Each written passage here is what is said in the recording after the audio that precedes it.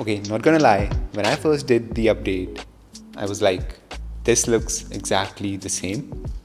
But no, there are updates and features that actually change how you use your phone. So yeah, let's get started with the lock screen right away.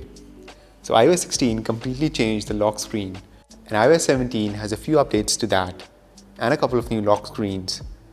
But I want to start with a new wallpaper. Yeah, this is the official iOS 17 wallpaper. And here's how it looks in dark mode. Yeah, definitely looks better than last year, and it kind of grows on you the longer you look at it. Yeah, and you can now also adjust the font size of the clock with the slider. Before you only had like 6 options, but now you can tweak it however you want and make it a bit bolder or a lot thinner. Yeah, definitely much better.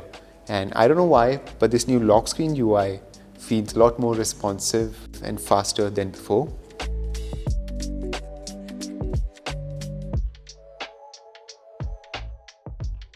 And that's the animation when you unlock and when you wake it up.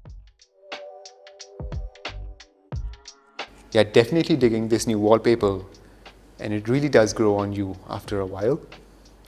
But there's more. The Astronomy lock screen now has every single planet in the solar system. So not only you have Earth and the Moon in full detail, but also Mars, Jupiter, Saturn, Uranus, and Neptune, and the whole solar system together. This honestly feels like a fun way to remember the location of planets in order, like they make you do in school. Yeah, let's put Saturn on the lock screen. And yeah, of course, it has that nice animation when you unlock.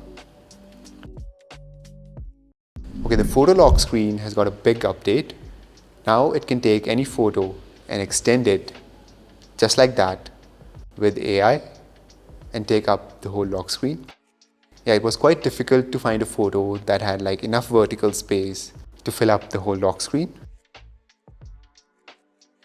And it also adds like a blur and darkens the area to hide any imperfections. And you also get a couple of new styles to choose from, including seamless background, poster, studio, black and white, color backdrop. But yeah, this solves one of the major problems I had with the photo lock screen, to find photos that fit, and this definitely makes it a lot more usable. Okay, and finally, we have an all new category of lock screens called Kaleidoscope. Yep, these are like rehashed versions of the old iPhone wallpapers put through a kaleidoscope. Yeah, these are sorted into 2 different categories, jewels and flowers, which I think are from the iPhone 5 or 5S. But yeah, these look absolutely beautiful, and there are a bunch of them, each in a different color. And what's also cool is that they are dynamic, so every time you create one, a new design is created. Yeah, and these are all the different jewel ones.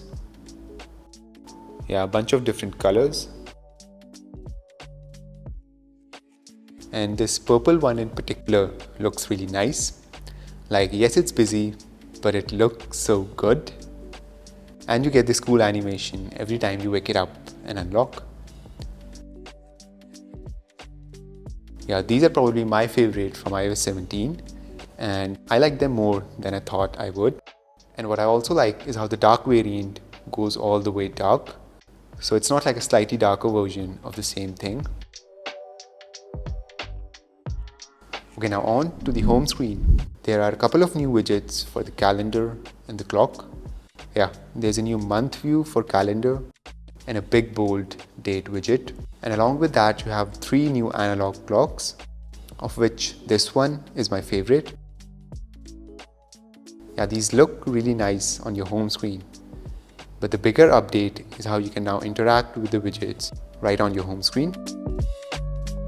Like with the reminders widget, you can now check things off your list without ever opening the app, or play and pause music directly from the widget.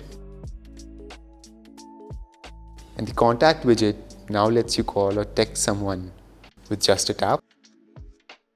Yeah, I know it's not all that interactive right now. Like, I just want that music player on my home screen. Okay, another thing that was a bit of a surprise is the spotlight. First of all, it feels a lot more responsive and solid, and you get new action buttons right next to the top hit. Like if I type in clock, it will suggest actions based on what you're trying to do. And this works across a bunch of apps. You also now get inline suggestions for apps from the App Store with this blue highlighted result. Yeah, it's surprisingly a nice update. Okay, but I want to go into notes now to show you the new keyboard in action, because autocorrect is supposedly getting a huge upgrade with a new language model and all. So I'm just going to demo this for you.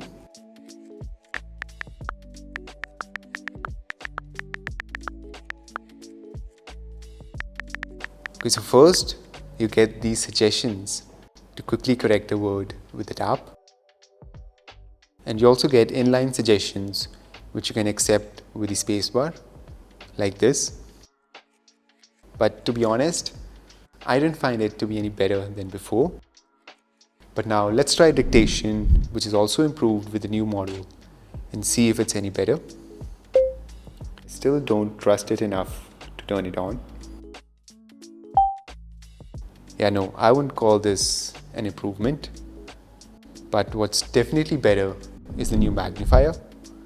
Yeah, it's a whole lot bigger and it just feels more precise and way better than what we have right now. Yeah, that thing is just too difficult to work with. Yeah, this just makes working with text on the iPhone a little more pleasant.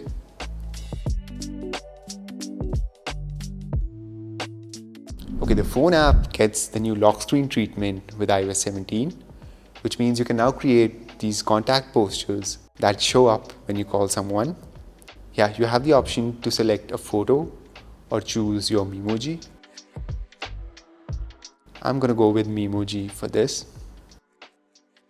And then you have to choose from a bunch of different expressions. And then select a color for the background. And then, yeah, that's the default poster. But you can customize it even further and really take it over the whole screen. And select the backdrop color from here.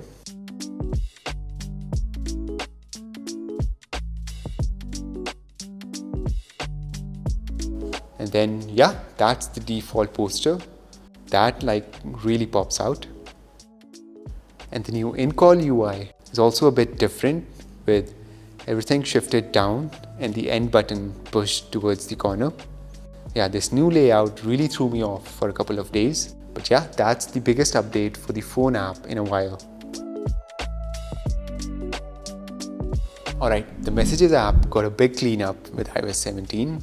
Yep, everything is now contained inside this new plus button, along with all your iMessage apps. And here's a new feature called check-in that lets you notify someone when you've reached a location. It's like a replacement for the text me when you get home kind of thing.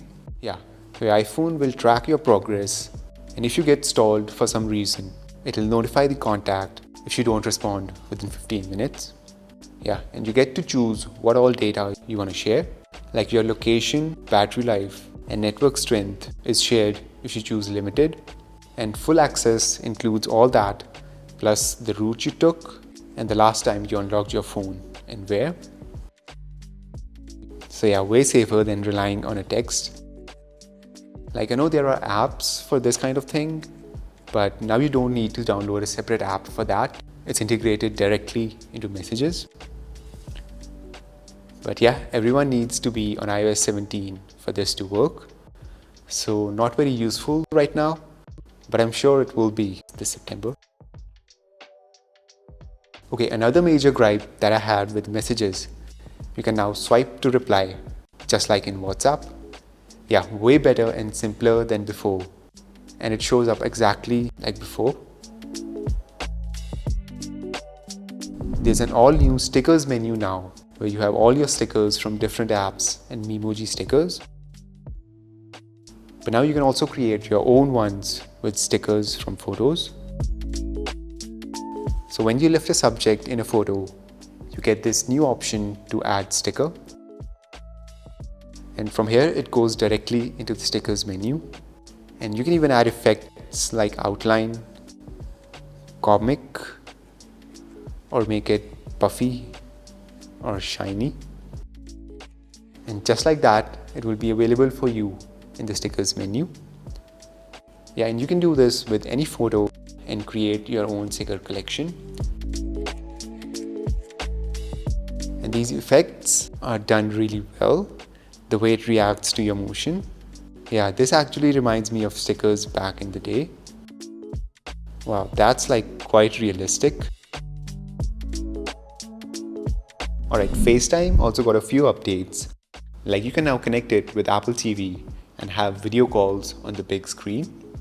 And it now supports video messages for when someone's not available, like a voicemail. But by far the most fun are these 3D video effects that take over your whole screen. Yeah, let me just demo these for you. So you can do the hearts gesture, of course, and thumbs up if you agree, or thumbs down if you don't. You can flash the victory sign for these balloons. And if you do it with both hands, confetti. And 2 thumbs up for some fireworks.